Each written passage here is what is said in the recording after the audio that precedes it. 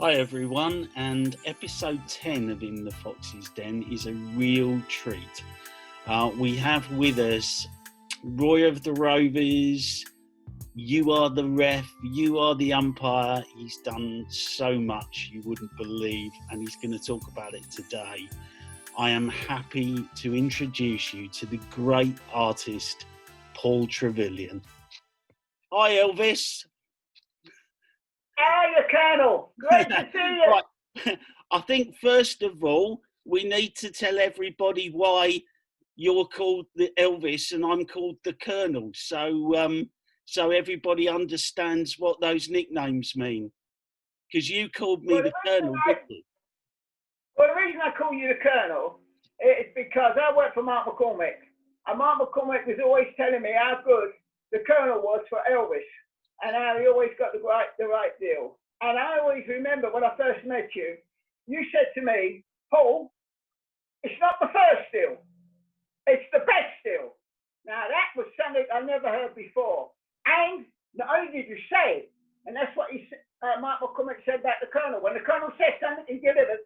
You delivered. You are the ref, you are the umpire.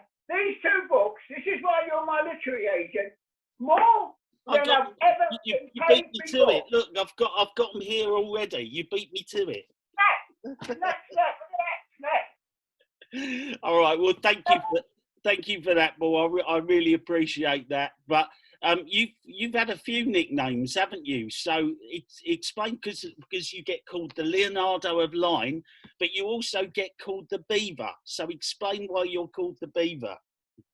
Well, the reason I was called the Beaver is when I was working for Leeds United, and Don Revy said to me, I can't believe it, Paul. You work for the Sunday Times, you work for the Sunday People, you work for the Evening Standard, you work for Shoot Magazine, you work for Golf Illustrated, and you come up here and you get here at 8:30 every morning. I can't believe how you do it. Honestly, you must work faster than a beaver. And for that moment on, I was called the Beaver. And everyone at Leeds, the players themselves, call me the Beaver. They still call me the Beaver now. I'm known as the Beaver, not as PAUL TREVILLIon. I'm Beaver. So that was a great name. And the reason I asked you to call me Elvis, you were the Colonel. But how was I Elvis? Well, the reason I was Elvis, and I was working for all these different papers, I was working for the Sun. And the Sun in 72 had to go past the Mirror. We had to sell papers. So I did Yvonne Goolagong in the news, tennis, creating an absolute uproar, and we sold an extra 1 million papers that day. And we did go eventually past the Mirror. And the naked truth was false. I did Georgie Best. Now, George saw it and said, Paul, I preferred the one you showed me. And that's the one I showed him. Now, I can't spell censor, so I put fragile with care. Now, he loved that one better. He said, you should have used that one. It wasn't used in the paper. So that's how I got the name The Beaver, and I got the name Elvis. Well, I did 2 records. Not many people know this. And I did Bad Vibrations. And I was the best, worst singer in the world. I was so good at it. I was so good that everybody would sing, because honestly, I'd go to places and sing, and then they'd all join in. Everyone could sing better than me. So I got people to find their verse. I was the first karaoke man, best worst singer. But then I met Malcolm McLaren, and he said to me, Paul, we've got to take it further. I've got a punk store. We've got to do punk rock. And I thought, forget it. He said, Paul, I've got to do it. If you don't do it, I'll find someone who will. Birth of Johnny Rotten. So I then went to Pie. And I did Smile On to cheer everybody up. And they said to me, Paul, it's took all morning, you can't sing, we've got it down somehow, but what are we going to do on the other side? I said, look, I don't drive a car. No, I don't drive a car. Whenever I went to a dance, first thing I said to the girl I was dancing with, do you drive? And she said, no. Have you got a car? No. But my friend has, so I went and saw my friend. I never once took a get home. They always drove me home. I still don't drive now. They always drove me home, and then I would chat them up in the car. So I thought, let's do this on the other side. We called it the Tease. So the Tease was dynamite, but it caught on in the the gay discos. It become a hit. I've got the write-ups. It become a hit in the gay discos. And I used to go to the gay discos. They had 2 chairs on the stage. And I'd sit there. One guy would bring in a steering wheel. Somebody even brought in car doors. It became a big hit. But I thought, 35 gay clubs to play. I love them because the people there are wonderful, beautiful people. They are beautiful people.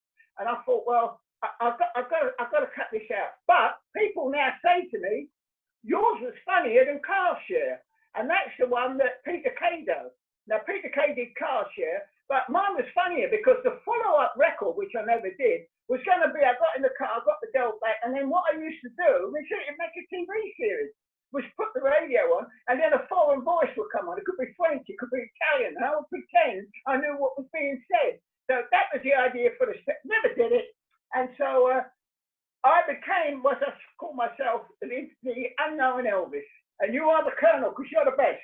You're the best literary agent around. Thank you very much for that, Paul. But listen, you've done so many things in your life, and we're going to try and cover, well, we won't cover them all, but we're going to try and cover as many as possible. But coming back to your art, in the early days, when you realised you could draw, you were really inspired by people like Prince Philip and by Churchill, who I can see you've got that wonderful picture that I know that you drew in 1955. So tell us about the early years and those inspirations. Well, the first person who discovered I could draw was my mum, because I used to draw in the gravy with my fingers. So at the age of 2, my dad said, look, don't keep him, let him draw in the gravy. If you think that's a horse and you think that's a dog, give him a pencil and let's see if you're right. And I got the pencil, there was the dog, there was the horse. So I was an artist. And then I started to draw for the Lily White magazine. And when I was drawing for the Lily White, my dad would say, who did you see today? I know I did any schooling. I don't read now. I can't do joint up writing. I don't drive a car. I don't do anything. All I do is I can hold a pencil. So I did Bill Nicholson when he was a player. This is the Lily White. I did Alf Ramsey. Alf Ramsey saw that drawing, tore it up, said, always draw me with the ball at my feet. The higher the ball is in the air, the lower the standard of play. How many times have you seen me head a ball, Paul? I said, not very often. He's a bit like Jimmy Green, he's never headed a ball. So that was how I learned to draw with the Spurs players.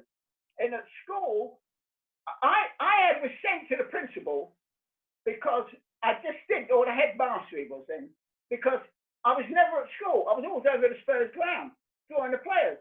Tiffburn, Ramsey, Willis, Nicholson, Clark, Burgess, Walters, Bennett, Duke, Mint, Bailey, Medley. What a team. They won the championship that year, 50-51.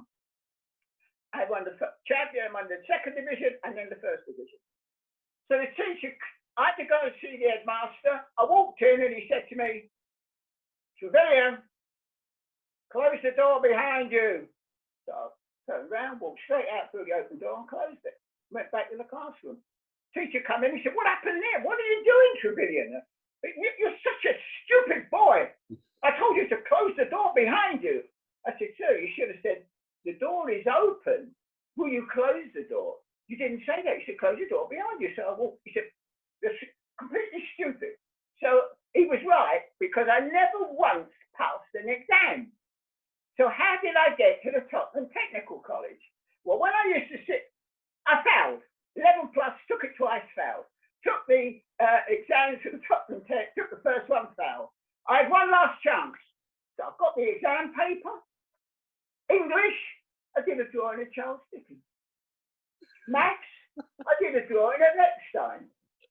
General affairs, I did a drawing of Humphrey Bogart. I did Jesse Owens, the runner. I just did it.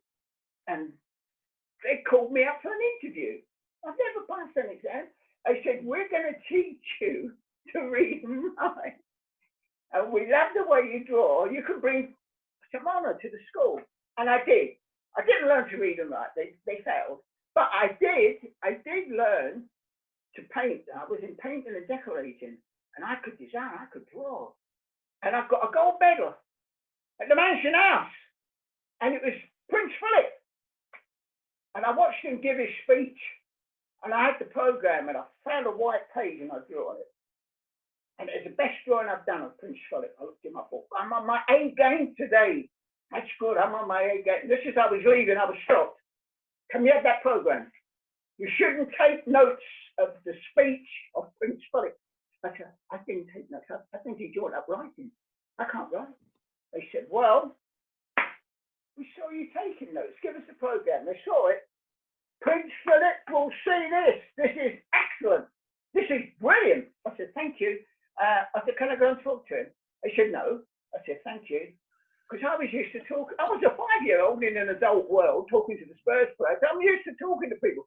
So I just walked on because I never did what people told me to do. I didn't understand. I walked straight up to Prince Philip, put my hand out. He had his hands behind his back. And he saw my hand come out and he shook it. He said, what do you do? I said, I'm a technical, but I also do sports drawings. He said, Coronation Ashes next year. What do you know about cricket? I said, Wayne Hutton, Dennis Compton, Godfrey Evans. He said, that's enough. What do you know about the Australians? I said, Lindwall, Miller. I said, no. Make sure they're in the paper next year. I said, that's a tough order. He grabbed my hand even harder and he said, every hurdle is like an obstacle. So every obstacle you must see as a hurdle, and it's a hurdle to overcome. So the Duke of Edinburgh couldn't believe what he said to me. I walked away. I remember that. Every obstacle is a hurdle to overcome. I'm never going to get beat. And my mum said to me when I come home, what happened? I said, I told you that they took my program. Said, oh, you took the program away, you're in trouble again. Always do it wrong, you never get it right. This is your big opportunity. And I got a letter from Buckingham Palace. The Duke of Edinburgh considered it an excellent piece of work. And it got in the Sporting Record. And the Sporting Record, it went in this magazine, the Lily White magazine. And Sporting Record asked me to draw for them. I've got to have done all the political people. A Telegraph got onto me, the Mail got onto me. I said, no, I want to do sport. And they said, no, Prince Philip, we're going to use the Prince Philip drawing, and you could be political. I said, no, sport. So they said, fine. And I walked out and I walked for Sporting Record and I did all the cricketers for Prince Philip. I've got another letter from him about, he signed it Philip. Yeah, no, I've seen it. Tell us about Churchill, because you met Churchill as well, and you did that wonderful Churchill, look, I'm telling you now, when I look back on my life, all right, I never learned anything from teachers. I never had a teacher. All my teachers were sportsmen, were people in show business, people in different walks of life. And I went up to London when I left Tottenham Tech, and I had a piece of paper, and it had an address for Sanderson's wallpapers. I was going to design wallpaper. And I'm walking along, and I look into a window, and I see a chair. I can't believe the chair. I'm in South Audley Street, West 1, just gone past Grosvenor Square with a big statue of Roosevelt. I look, I thought, I could do a better chair than that. That chair's not good. It's two different chairs. There's two different chairs now. When I was at school, because I couldn't read, I used to get a book. This is when I was 8. And everyone could read, except me. And I used to get the book. And I look at the pictures. And look at them and make the story up myself. And then when it all ended, they said, all right, we all read Oliver Twist. Have you read it, Trevillian? Yes, miss. Come out and tell the class. And I told them my Oliver Twist. Some liked it better. We had Treasure Island. This is true. And she said, come and tell them Treasure Island. I told them my Treasure Island. Loved it. Then they had Tower of Two Cities. I'm telling them the story of the guillotine, and I got halfway through, and the teacher said, stop! Because the kids were crying. The guillotine was going up and down all the time. I frightened the life out of them. He said, right, can't do that. But I did know Tower of Two Cities. I kept seeing the chairs with the lovely legs. So I said, I could do a better chair than that. I'm supposed to be going to Sanderson's. I've got the best job ever. The guy I had is a terrific job I've got. But I'm looking at a chair at a window. This is what I'm not educated. I just do as it happens. I live the moment. Nothing else matters. So I thought. And then the door opened and the lady come out and she said, "You're looking in the window now for 10 minutes. Can I help you?" I said, "Yes, the chair in the window. I can do a better one." She said, "No, you can do a different one." I didn't know it, but I was talking to Rose Honey, who was formerly the secretary of Angie MacDonald, the Prime Minister, Labour Prime Minister. She was his former secretary. I can't believe this. She said, "No, you do a different one." Then Laszlo Honey come out, he owned it. Now, Laszlo Honey was the best salesman I've ever met. He was a German and he was Jewish. And he had the precision of the German and he had the sales technique of the Jewish people. No one worked harder than Laszlo. And he said, "You do a better chair?" I said, "Yes." He said, "Come in and show me." So I went in. I sat down. He said, "Show me. There's a pencil." I went. He said, "Would you like a job?" I said, "Yes." He said, "When can you start?" I said, "I've started. I'm ready. I'm here." He said, "Good. What's that in your hand?" I said, "That was an interview." He said, "I tear that up. I get you a contract. You work for me." And when I'm working for him, I didn't know that Rosa knew Churchill because she was the opposition. And when Churchill was out of office in America doing the tour for his book, she was over there with Ramsay MacDonald. And she was big time, and she met Winston. She knew Winston. So imagine my surprise when it was his birthday, and I thought, I'm going to send him a card. Everyone in the country was saying it's his 80th birthday. And Graham Sutherland did a big painting of him. He got the painting. He got it. Churchill got it. And he hated it so much that his wife, Clementine, never hung it. It was never hung. And it was destroyed. She got it destroyed. That was Graham Sutherland's painting. Destroyed. So the following year, I thought his birthday's been ruined. I'll do a drawing. And I did my drawing of Winston. Now, this drawing of Winston Churchill is the business. Now, the reason that's the business, I'll tell you why it's the business. Go to the National Portrait Gallery in Trafalgar Square. They've got a brochure, and they've got two paintings, all paintings. And in the brochure, it says, Churchill disliked these paintings. It's for both of them. Churchill disliked them. I said to him, why didn't you put my one in? He signed it. He liked it. They said, no, I'm sorry, we haven't got the space. So my one's never gone in the National Portrait Gallery, but Winston, when he saw it, said to me, imagine that, Rose Honey come in and said, Winston's on the phone. I said, who? She said, Winston Churchill. That's right, Honey just loved it. He loved Winston. He said, quick, must talk to him now. Picked up the phone. He said, is that Trevillion? I said, yes. He said, Winston here. Be at the Bernard Sunday Buildings next Wednesday, 10:30, oblige. Down with the phone. I said, what does oblige mean? He said, that's a summons, said Laszlo. That's a summons, you've got to be there. So when I went in, first thing he said to me was, when was you born? I said, 1934. He said, so you was 5? I said, yes. Was you evacuated? I said, no, I stayed in Tottenham, London. You stayed in Tottenham? Your boy from the Blitz? I said, yes. And this painting? I said, that's how I saw you during the war. That's the only thing that kept me going during the war, your smile. I knew you were going to win. I knew we were going to beat Hitler. I knew we were going to do it. That was you, Winston. And that's the smile. That's the smile that catches the nation. Not the one they keep showing going, ah. Not that. That's the smile that catches the nation. He said, I like it. You got my personality. I said, yes, I don't do portrait. I do personality. He said, can I have that in writing that you like it? I've got one from Prince Philip and Duke of Edinburgh. Can I? He said, no, I'll do better. I will sign it. So he signed it. And then he said to me, what was the Blitz and what was it like during the war when you was a boy? Wasn't evacuated? I said, no, I was at school. And I remember my friends. You see one boy come to school, would be crying, his dad been killed in the war. You wouldn't see him again. He'd go away, they'd go and live with somebody else. Or you'd go and play football on a Saturday morning and say, hey, where's Freddie? Where's Freddie? And they'd say, oh, there was a bomb there. We don't see Freddie anymore. So that's what it was like. You lost your friend. So I knew then you had to live for the moment. You had to live for the second. And that's how I live my life. And no matter what I'm doing, I live for the second, I live for the moment. Every morning I wake up, I run into the bathroom, I look in the mirror, and if I see my face, I say, you're on a bonus. You got another day. How many people don't wake up today? Have you worked that out? How many people haven't woken up today? I'm one of the lucky ones. I've woken up. Never waste a day. Never waste a second. You've So said. that's how I know. And he said to me one great line. Every no takes you one step nearer a yes.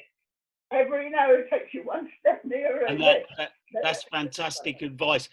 Paul, there's no doubt that you've met so many great people, and I would say that those great people have also met a great person in you, and you've done so much. And I know that that after the war it must have been very difficult, but you got commissions for comics as well during that era, didn't you? For Eagle, Tiger, and of course Roy of the Rovers.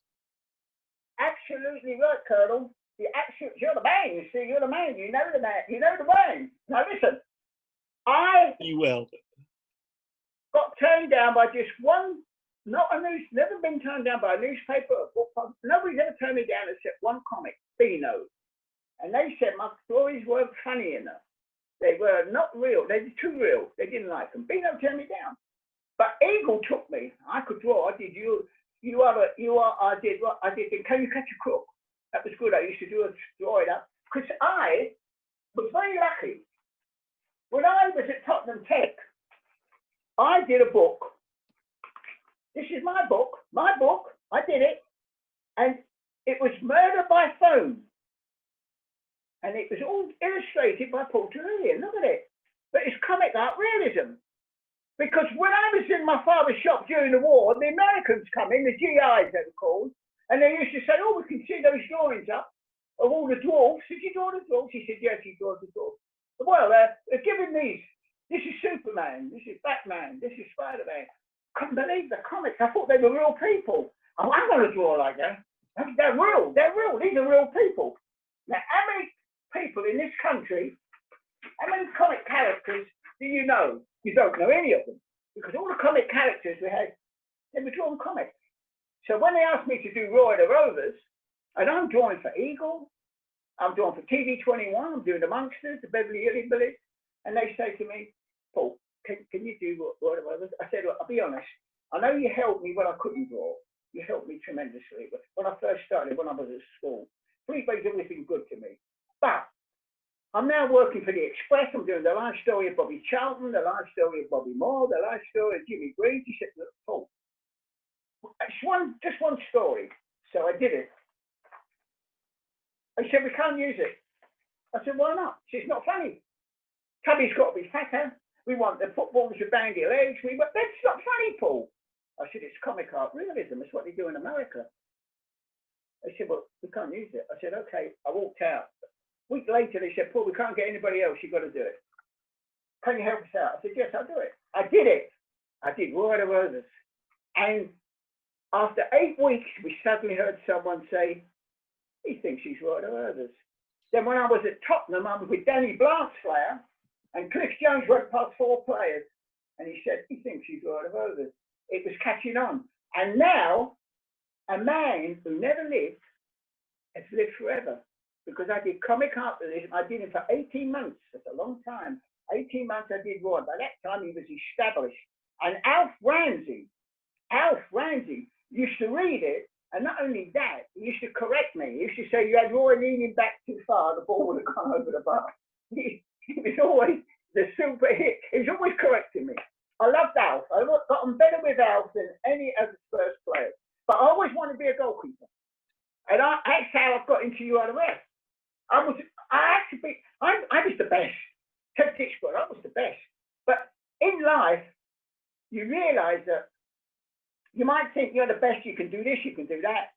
And then Pat Jennings come along. I saw Pat Jennings, and I realised I would never have been a great goalkeeper. I wouldn't have been the best. He's the best. If Jennings was playing today, every goalkeeper in the Premiership would be on the bench. Every one of them would be on the bench. He was the ultimate goalkeeper. First one to save with the legs, The very first one to take the ball out of the air, one-handed. Massive. He's the best. He's the best. There's never been a goalkeeper like him, and never be another one like him. He was the man. So I wasn't too upset that I didn't make it as a goalkeeper, but Roy of the Rovers, I was proud of that. I was very, very proud that Roy of the Rovers has lived forever. Roy of the Rovers was incredibly iconic. But also, you met the guy that drew for Disney, didn't you? And I know that you wanted to draw Disney characters. Oh, this is, like I say, I wasn't be the best goalkeeper. I wasn't. When I saw the Dwarfs for the first time, I was 5 years old. It came out in 1939, and I thought they were real. I honestly thought they were real. So I would draw them. And then I said to my dad, am I an artist, Dad? He said, no. And art, it's a hobby for you. It's not an artist. An artist sells his work. He said, but what I will do, I'll put the 7 dwarfs up and we see if they sell. And we charge 2 pennies. It's a lot of money then. Happens to. I said, great. Let's see if I sell any. I went to school. When I come home from school, he said, we sold Dopey. We sold Happy, we sold Grumpy, we sold Dog. Didn't sell the other 2. Bashful, Sleepy, Sneezer, never sold. All right, Dad. He said, but I could have sold Dopey 20 times, probably more. So he said, do a lot of Dopey. So I kept drawing Dopey. And in the end, I just drawing Dopey because Sleepy, Bashful, and Sneezy never sold. I didn't know why they never sold. But Doc, Happy, he was a seller. Grumpy, Dopey was the big one. So I was the man with Dopey. No one could draw Dopey better than me. I was the man. That was my party piece. And then when I was in America in 1994 for the World Cup, because Perry, I've worked with Perry for a long, long time. I know Perry well. Great man. He's all the greatest player there's ever been. He still is the greatest player there's ever been. You judge a great player. Look at Messi. How many goals did he score when he said? How many goals did he score when he said? How many goals did he score when he's right foot? You've got to check it out. Perry, in the air, unbeatable, on the ground, and he did the waltz. Maradona was the quick step. Maradona was, he was the second to him. I said to Pele, who's the best, Messi or Maradona? He said Pele. And he's right, Pele was the best. So I worked with Pele, and we were working with a gentleman named Milt Neal. And when I went to see Milt, he was like John Wayne, big and tall like John Wayne, white hat like John Wayne. And he said to me, you got a pencil? He said, how's that drawing? I said, you've got the drawing wrong of Pele. He said, what do you mean I've got the drawing wrong? I said, you've got the drawing wrong of Pele. He said, really? I said, yes. He said, could you do it? I said, I could do it. I could do it better. He said, no, you can do a different one. I said, no, I had that before when I was a little boy. I can do it better. He said, right. Got the pencil like that and went snap. Broke it in 2. There you are. Show me. Come on. Get it. He said, you draw Pele, I'll draw the dog and the ball. We're in business. I said, great. I'm drawing Pele. He said, you're drawing Pele. I can't live with that. He said, I said, I could have been an animator. My party piece is Dopey. He said, oh yeah, how good are you at Dopey? I said, I'm the best. No one's as good as me at Dopey. Look. And I did my Dopey. I said, look at that. This is 1994. I said, I draw him at least once a week. I'm always drawing him for people. I'm the best. He said, really? He said, that took you 2 or 3 minutes? I said, yes. He said, what's this? 2 circles, Dopey. Act alive. That Dopey is alive. That is a drawing. Never drawn him since. That's the last time I ever drew Dopey. Never drawn. There's always somebody better than you. It's like this one was the greatest guy I ever saw until I saw Jennings, and that's why I never worry. I didn't make it. As an animator, I don't worry about it. I never made it. I thought I could until I met Milt Neal. I'll tell you what, though, Paul. I reckon you've just upset a lot of viewers there who still would have bought a copy of your Dopey till you just ripped it up. So, listen, Hey Ref started in 1957 in the Sunday People, and that was the forerunner of you are the ref, and then what became for cricket, you are the umpire, which obviously I've worked with you on. But the beginnings were 1957, weren't they? Well, it all started at school. I said I was a goalkeeper. See, all this is all ties up. I never did any schooling at all. I never learned anything from a teacher. It was people who were around me. And Al Ramsey was my teacher. Bill Nicholson was my teacher. So I'm now in goal, head Ditchborough, but I'm getting goals scored, which are offside. And the teacher's still at the halfway line. So I decided one summer to learn the referee's whistle. Offside done. I knew exactly what to do. I'm in goal. I could whistle. I learned to do the whistle like that. Then I would run out when they got through. Oh, sorry, sir. Offside. What the bloody hell was that for, ref? I took the ball up. We never lost the game. And I used to tell the chemistry master, Mr. Bellingham, never forget it, he'd come along. He said, Trevillian, you're the one who's whistling. I said, no, I'm not, sir. It's a phantom whistler. It's nothing to do with me. Someone's whistling. I don't know who it is. He said, there's nobody else here, Trevillian. You're the one who's doing the whistling. I said, I'm not saying. So I don't know how you do it, but you blow them up. You're the referee. If you want to be the referee, there's a book. And I've got the book, and it's all the law of the refereeing. So then I was at Tottenham. I never once, I've had a press pass for 60 years. I never once sat in the press box. I always stand with the crowd. Love the crowd. Because that's why my paintings, what I do, my drawings, if the investors buy them, then they pay 4 figures.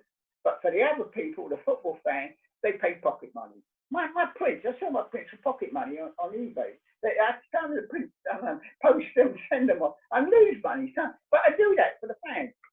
Pocket money, because that's all they can afford. So I'm thinking, I hear him saying, "Oi, ref, you know what you're doing? Car, bloody hell, ref. Oh, ref." So I did, "Hey, ref." And I was sending it to the Sunday people. And they said, "We love it." It was 1957. So, "Hey, ref," I did it for a whole season. And then Shoot got on to me and said, "Look, it's not quite the right phraseology." I think that's the word. I don't know if I don't like the right phraseology, but we much prefer it to be called "You Are the Ref."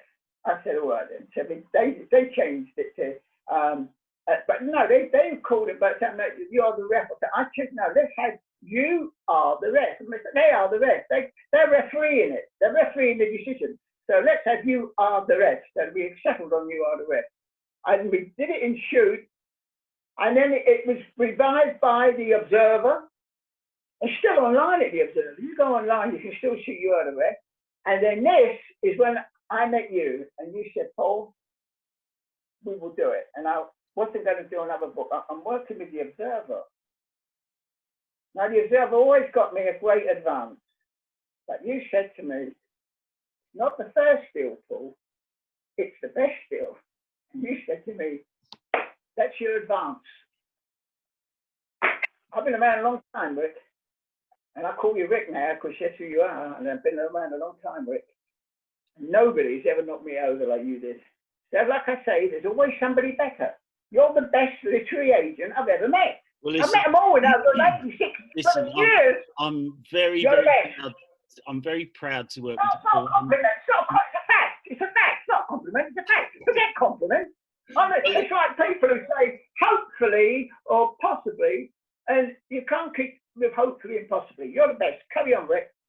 Well, that's very kind of you. We also ought to mention Keith Hackett, who worked with you on You Are the Ref, and John Holder, of course, on You Are the Umpire, who's also been in the Fox's Den with me, because but they couldn't do what they do without your fantastic illustration. Look, I was going to mention Keith, because I fell out with Keith when he gave a penalty against Tottenham when they played Manchester City in the 100th Cup final. And Yeah, Keith gave a penalty. I said that was never a penalty. And when I saw it again on television, at the game, I was calling him the biggest idiot in the world.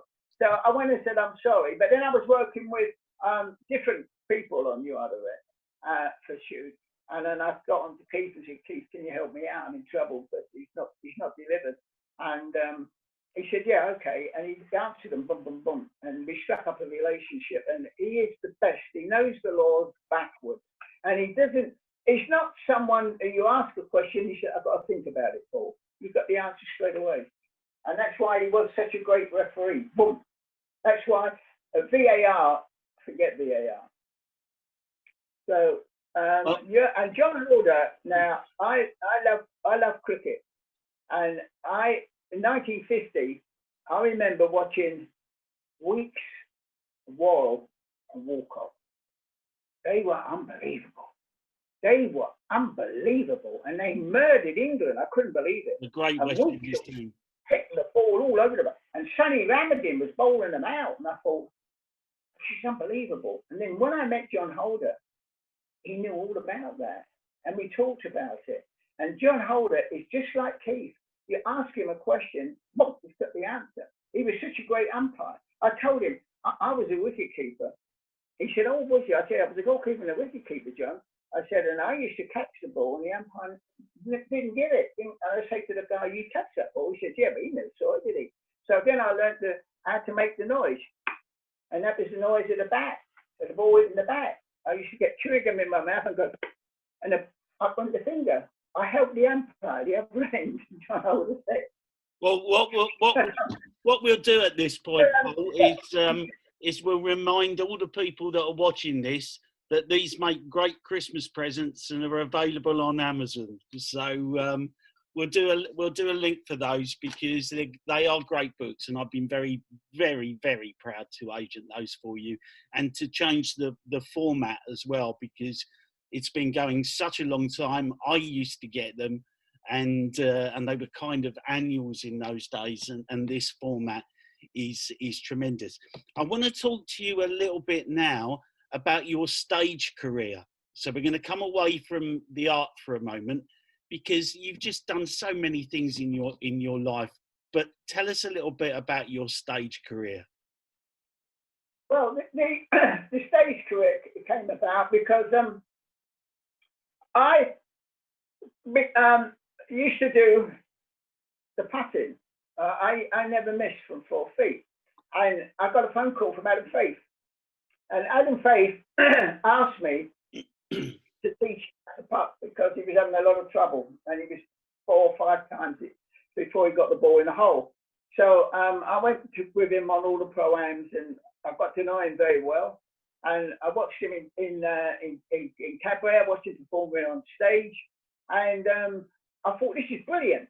And I was at a football club at Mitcham, and they said to me, "Oh, Paul, you know all the old bags and that." I said, "Yeah, I stand on the terraces. I hear all the bands." So they said, "Well, why don't you just get up and give us 10 minutes?" I said, "All right." So I just got up and just did all the old bands of what I heard at Tottenham, and they fell about laughing. I thought, brilliant. So from that moment on, I got into show business, and all it was doing exactly what I heard at football grounds and the football gags and the funny football lines and the remarks they made, and it worked. And I was doing all the football gigs. And then Phyllis Round, who discovered Tony Hancock, Charlie Drake, David Nixon, Rolf Harris. She discovered just about everybody. Heard about me, and she came in to see me, and she come back into the dressing room and said, "Look, Paul, I don't want the act, but I want the comedian, because she got great timing, great natural timing." I said, "So if you don't want the act, what am I going to do?" And she said, "You're going to work with Tommy Trinder, you're going to work with Arthur Askey, you're going to work with Archie Andrews and Bruff, little Archie Andrews and what was his other name? Peter Bruff, wasn't it? Peter Bruff, yeah. So I said, okay. So I did. I learned, and Tommy Trinder, and I knew Tommy Trinder because when I went to do an interview with Johnny Haynes, this is how life is funny. Like I said, I lived the moment. I've never ever planned anything. Never planned a thing. And I just lived the moment because I learned that during the war. Every day counts. So I said, I've got to do a thing with Johnny Haynes. And I had a 1 o'clock appointment. I got there 1 minute past 1 minute. And I went up, I said, Went straight in to reception. I said, look, I'm seeing Johnny Hayes at 1 o'clock. They said, seen the clock? I said, yes. He said, Johnny left at 1. I said, I'm only a minute late. He said, I'm sorry, but he left at 1. And then I saw Tommy Trinder coming along. He was the chairman, Mr. Kind of chairman. And I asked Tommy Trinder, I said, Tommy, I said, I've missed Johnny. Can I have his phone number? He said, I can't give you his phone number. What time are you supposed to be here? I said, 1 o'clock. He said, well, you should have been here at 1 o'clock. Johnny's gone. This is Craven Cottage, Fulham, isn't it? This was at Craven Fulham, yeah. Cottage, yeah. Craven Cottage, Fulham. Johnny Hayes, the greatest passer the board has ever been. Oh, brilliant. This man could pass it. Now, forget it, this game was the best. I asked Alan Clark how good he was. And Alan Clark played for Fulham. And then when he was at Leeds, I said, how good was Johnny? He said, he was the governor. If you saw space, you ran into it because the ball was there. Because he saw it as well. That's how good he was. So I said, I've got to get his phone number. Tommy said, I'm sorry. Can't help you, son. I said, oh, damn it, hell. I went to walk away. He said, here, come back. I said, what's that? He said, you dropped something. I said, no, I didn't drop anything. He said, you dropped a bit of paper. I said, I didn't. He said, you did. I saw you drop it. I said, I haven't got a bit of paper to drop. He said, well, it's on the floor. Pick it up. So I picked it up. Johnny Hayes' phone number. Phoned Johnny Hayes. We did the interview and I was away. So I reminded Tommy of this. And Tommy said, no, I never did it. But I watched him on stage. And he gave me so many tips. Arthur Asking was another one. So many tips. So much advice. I'm learning from the masters, from the greats, from the guys who knew how to work musical, how to work on stage and go across. Brilliant. They were brilliant to me. So the act developed. And I said to Phyllis, after a year, I said, Phyllis, I've got one ambition. And she said, what's that? I said, I want to do a summer season with Norman Wisdom. And she said, give me 12 months and do everything I tell you to do, and you'll do that. And 12 months, I'm working with Norman Wisdom. There he is.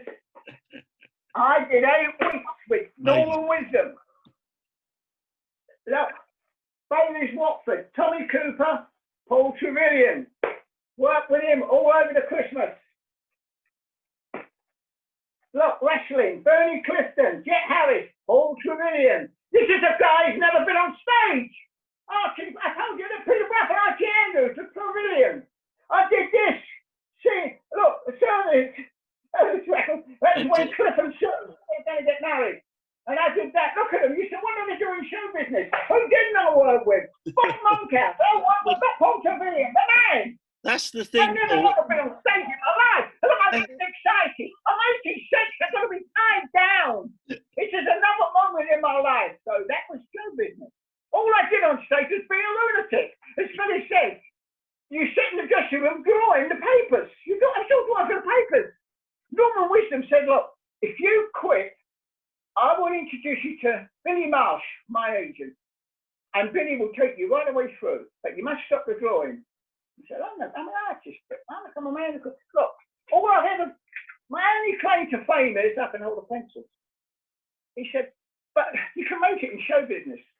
Then I worked with the man, Freddie Starr. So Freddie did Singing in the Rain, but he did it with one shoe off. The funniest thing I've ever seen. Freddie Starr, he was better than me. So I thought, why do I want to carry on in show business? Then I worked with the man, Jim Davidson. What a man, he could do a monologue. I can't do monologues. I mean, I used to come on and say, I'm such a lucky guy. Well, listen, Paul. Listen to what I would do. This is how I start out by saying, I'm such a lucky guy. I've been married to a same woman for 30 years. But if the wife ever finds out, so that was the show I opened with that. But it could go on for a monologue. If Jim Davidson had gone to him, if I'd been his manager, I'd have took Jim Davidson to America. You would never have heard of Jim Carrey. He was that good. I'm telling you. So when people say to me, but you might have made it in show business, Freddie Starr was better than me. Jim Davidson was better than me. What am I talking about? Norman Wisdom was a million miles better than me. And what am I talking about? I was good enough to work with them all. Never good enough for them to support me. Well, listen, so that was it. they could never draw like you, and they've certainly never done all of the things that you've done and are still doing. So so you've got one up on you there, I think. Colonel, I'll leave you with this. It's the Masters today. The Masters. It is, yeah, in Augusta. I'll tell you this. I did the Gary Player golf strip. 1966, that appeared on the same day that England won the World Cup. Just move it across a bit. Move it across a bit. So we move it across a bit and we can see it. There you go. Oh, look at that. That is it. The Gary, 1,500 newspapers worldwide. I did it. And then I realised that Gary Player could miss putts from 4 feet. And I realised that the left-hand blocks. Draw a straight line, Paul. You're an artist. Draw me a straight line, Paul. Yes, I'll do it like this. Like the golfers hold a golf club. I can't do it. The left hand goes in the way. Go away. No artist has ever drawn like that. Draw like this. I say you putt.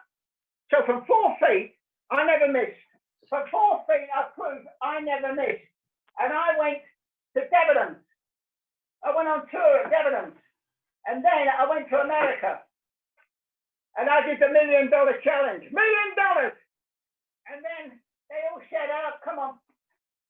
So I've got a video out. America produced it. On the back. $1 Million Challenge to the top 50 golfers in the world. Jack Nicklaus, Tiger Woods, you name them. Come on. $1 million. Let's putt it out from 4 feet. First one to miss, signs a check, and it goes to children's charity. But one of them to do it. But Tommy Fleetwood, he now puts like that.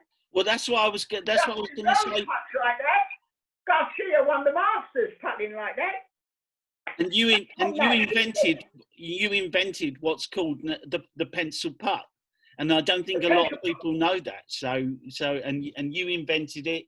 You had that £1 million challenge, and this is all part of the great history of Paul Trevillion.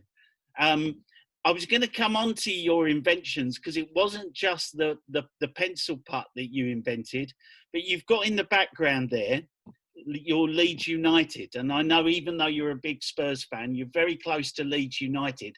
And during the Don Revie era, when we saw those sock tags and all the things that were happening with Les Cocker and the training methods, that was all down to you as well, wasn't it?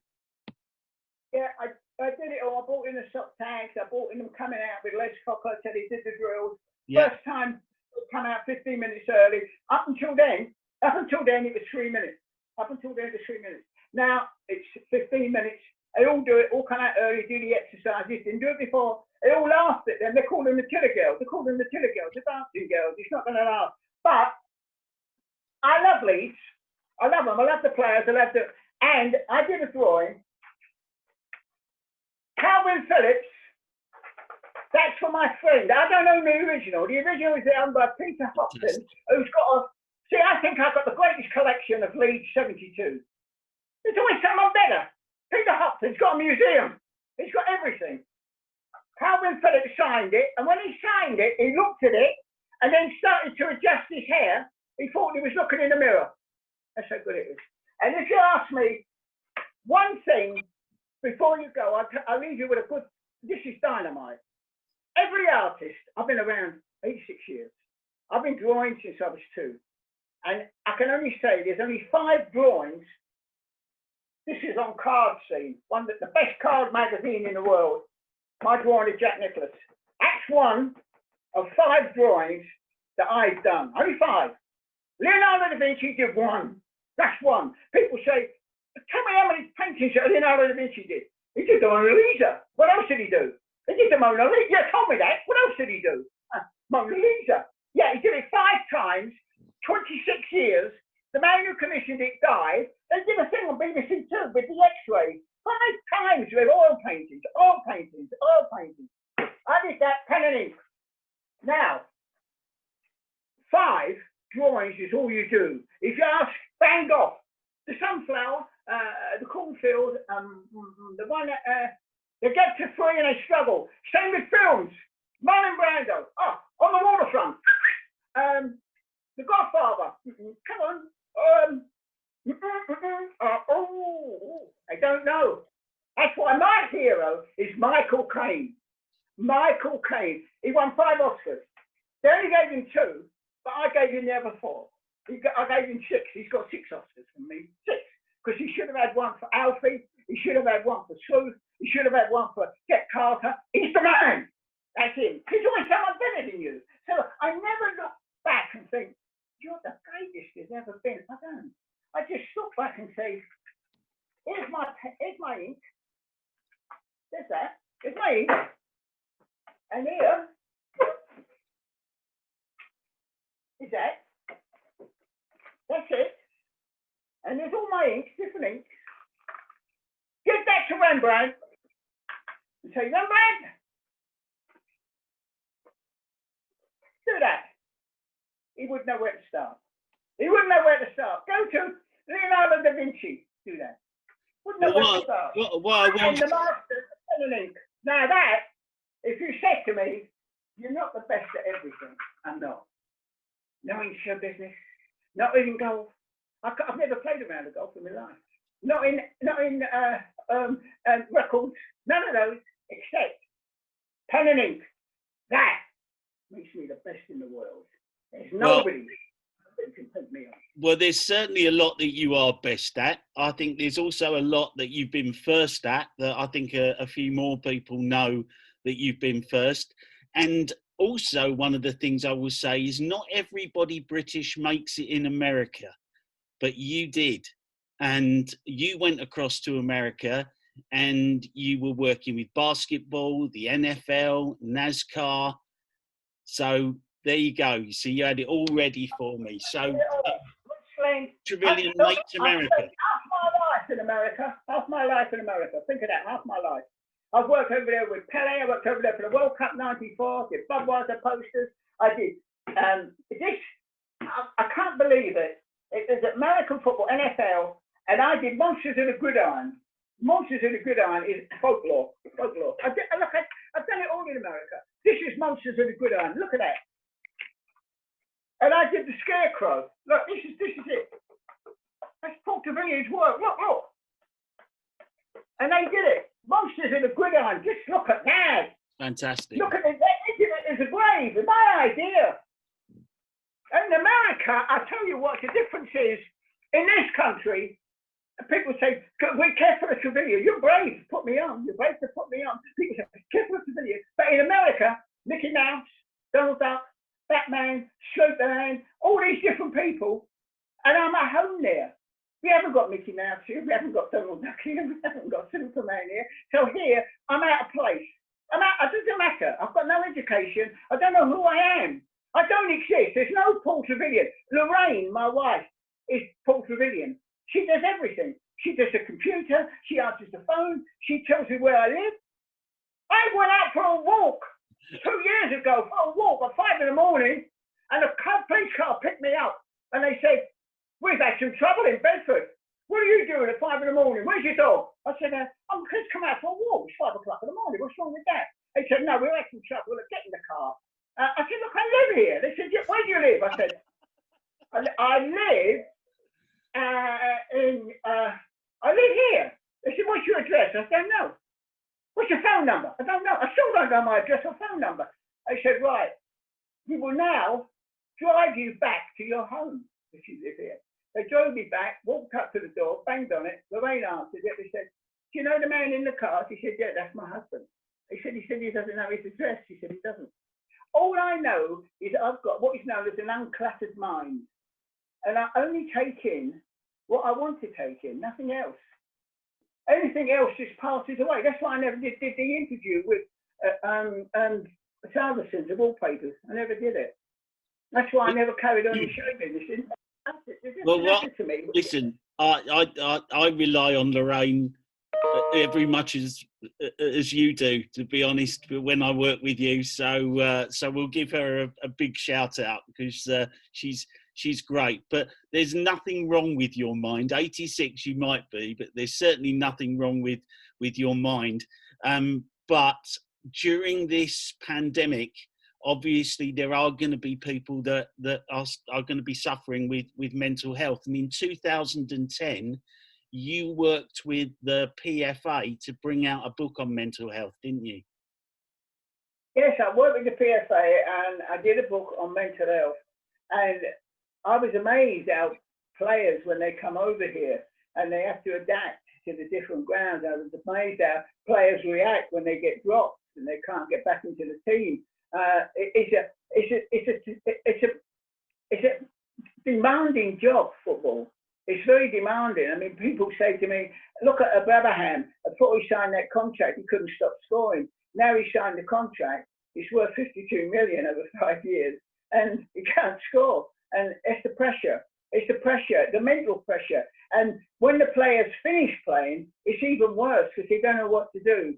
And it's a sad world, because I can draw, and I'm still drawing now at age 6 as I was when I was 2. And no one's took that away from me. People who write books, no one takes it away from them. But sports stars, they all have a very troubled life when they quit playing. I know that. I've talked to a lot of them. The only one who got over it was Pele. And that is Pele, because when you talk to Pele, and I did Snickers with Pele. And when I talk to Pele, he's still the man. He's never, ever, ever left the playing field. He's still there. He's still that player. I'm telling you now, he's never left that playing field. And that's why he gets invited to everything. He's asked to do everything. As he said to me, I could work 24/7 every week with the offers that people come in. And that's Pele. Because he never, ever, this is why I like Pele so much. He never ever said a bad word about any player. Never ever said a bad word about any club. Never ever complained. And he was the ultimate player. He was the ultimate player. He had it all. The nearest to him is Ronaldo. People say, oh, Messi's better than Ronaldo, but Ronaldo can score with his head. Ronaldo can't dribble like Pele, can't dribble like Messi, but Ronaldo is fast, he's quick. Now he's losing a bit of speed. Maybe he'll lose a little bit of his talent. But Pele, he was the best. And he played in 3 World Cups, and he's got 3 World Cup winners' medals. Nobody else has got that. And scored in 2 of the finals, didn't he? In 19. You'll have to put me right here, because I know that he scored in 2 different World Cup finals, and I think it was Chile 1962, and then in Mexico in 1970, I think. But I'll have to check. 1958 is when he scored. 1958. That was when he hit the scene. That was in Sweden.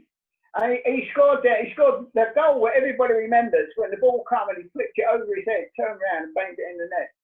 And he was 19 then, and that's how good he was. And then he played in 62 in Chile. When he got up and he scored their 100th goal in international football when he headed it in. But he's such a modest guy. He's such a nice guy, and he's so helpful for me. And I ask him any questions I've asked him about football. He never gives you a glib answer or just walks away and says, "Oh, Paul, another time." He will always sit down and take time out and explain exactly what you want to know. And one thing's for sure, they all love Paul Trevillion.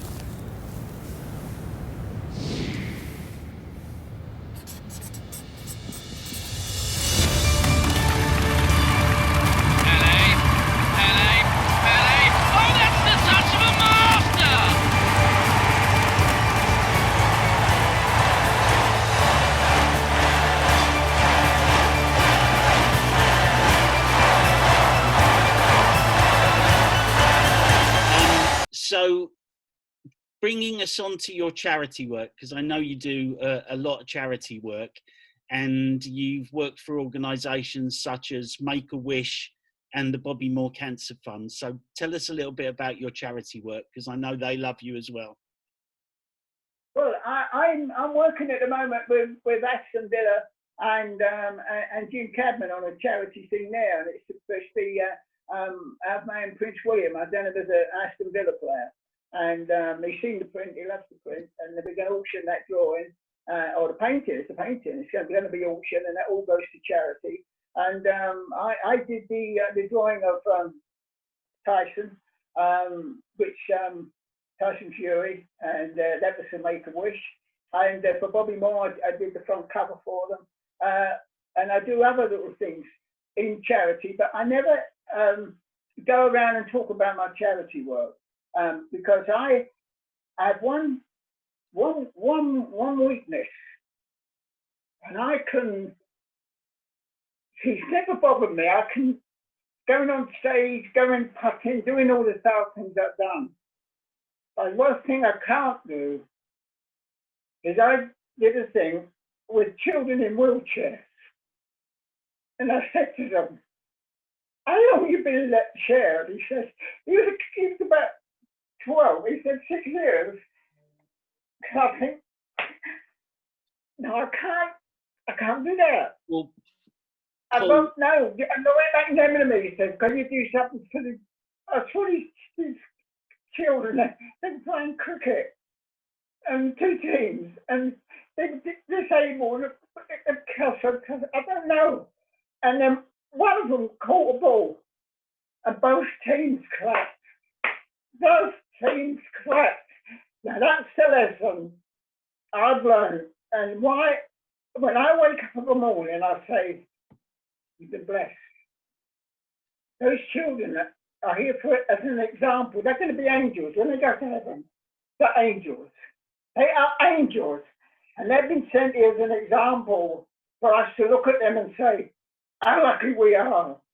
Because I never complain about anything.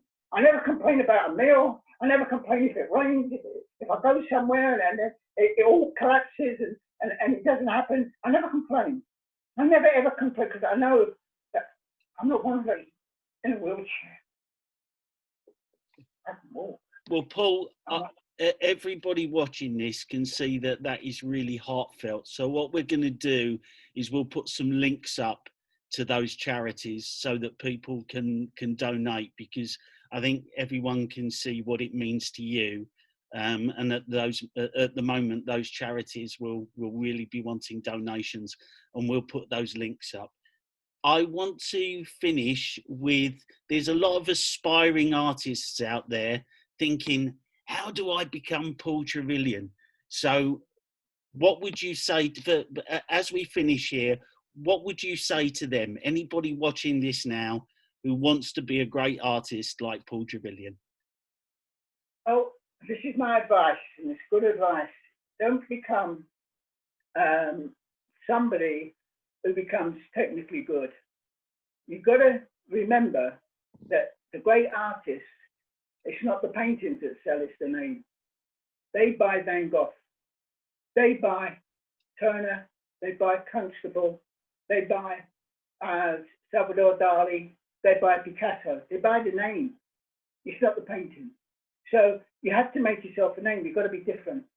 You've got to do something, and you've got to get your own style. And you look at a Picasso, only Picasso could have done that. And when someone says to me, but I can't draw, and you're so lucky, you're so gifted, if I could draw it like you, how? I said, no. They said, but I try, but I can't. No, look, Matchstick Man, Lowry, he couldn't draw. You try and buy one of his paintings, you're paying £5,000, you're paying £10,000. He couldn't draw. But what he captured was a feel, his style.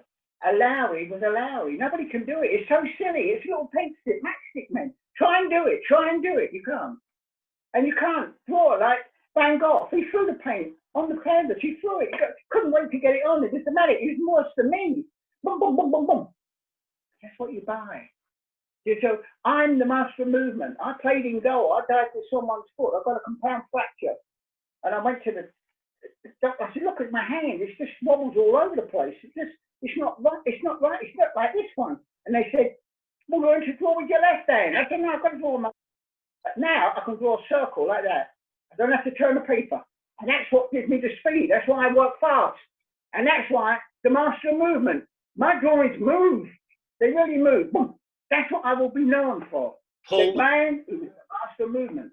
Listen, I really don't want to wind this up because there's so many things that we haven't covered. You are definitely the longest interview I've ever had, but I didn't want to wind it up because you're just so interesting. And anybody watching this, they can watch it in bite-sized pieces. I'm I'm not going to edit this at all, so they can watch it as and when they want to. But seriously, I am so proud to not just agent your work, but also be your friend, and Lorraine as well. It's a magnificent relationship that I have with you, and I think you're a true inspiration to all the budding artists out there, and anybody who wants to get to the age of 86 and still be a teenager, because that's what you are. Elvis, I'm proud to be your colonel. Thank you very, very much for this. And may all of this work carry on for years. And I will certainly love doing it with you. Paul Trevillion, thank you very much.